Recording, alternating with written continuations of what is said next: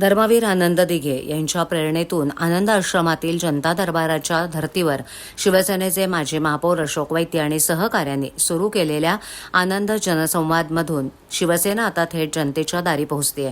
नागरिकांच्या समस्यांवर थेट संवादातून तोडगा काढण्याच्या उद्देशानं सुरू करण्यात आलेल्या पहिल्याच आनंद जनसंवाद उपक्रमाला महात्मा फुले नगर शिवसेना शाखेत उत्स्फूर्त प्रतिसाद मिळाला. या बैठकीत परिसरातील पाणी टंचाई, जलकुंभ, पार्किंग, वाहतूक कोंडीसह विविध प्रश्न नागरिकांनी मांडले. महात्मा फुले नगरासाठी स्वतंत्र जलकुंभ उभारण्याकरता ठाणे महापालिकेच्या अर्थसंकल्पातून तसंच उपमुख्यमंत्री एकनाथ शिंदे यांच्या माध्यमातून निधी उपलब्ध झाल्याची माहिती शिवसेनेचे माजी महापौर अशोक वैती यांनी दिली. महात्मा फुले नगर येथील शिवसेना शाखेत आनंद जनसंवाद उपक्रमाचा शुभारंभ करण्यात आला. यापूर्वी टेंबी नाक्यावरील आनंद आश्रमात हा उपक्रम सुरू करण्यात आला होता. मात्र उपमुख्यमंत्री एकनाथ शिंदे यांनी थेट जनतेपर्यंत पोहोचा या दिलेल्या निर्देशानुसार आता हा उपक्रम प्रत्येक शाखेत आणि थेट नागरिकांच्या दारी राबवण्यात येत असल्याचं वैती यांनी सांगितलं. यावेळेला नागरिकांनी पाणीपुरवठ्याची समस्या, वाढती वाहतूक कोंडी, पार्किंगची गैरसोय तसंच इतर नागरी प्रश्न थेट मांडले.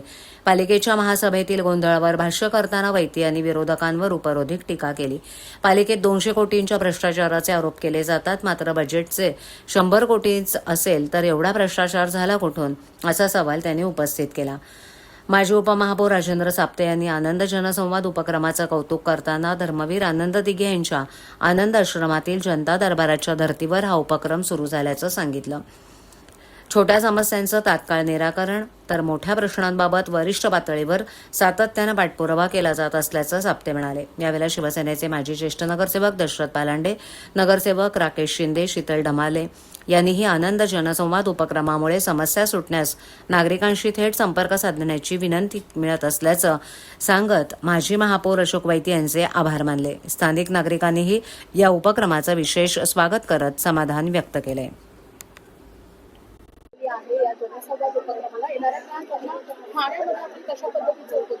नाही, जसं मगाशी सांगितलं की ठाण्यामध्ये ज्या ज्या ठिकाणी शाखेच्या माध्यमातून आम्हाला कॉल केला जाईल त्या त्या ठिकाणी आम्ही जरूर त्या ठिकाणी जाऊ.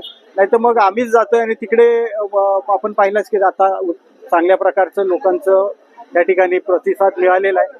तर ज्या ठिकाणी शिंदे साहेबांच्या माध्यमातून सांगितलं जाईल किंवा शाखेच्या माध्यमातून त्या त्या ठिकाणी हा जनसंवाद आपल्या नागरिकांचा जनसंवाद त्यांच्या दारी कसा घेऊन जाता येईल ते आम्ही नक्की प्रयत्न करू. साहेब, खरं तर महायुद्ध पाहायला मिळतो, 2 गटात वाद होताना सातत्यानं पाहायला मिळतात, कसं बघता येईल?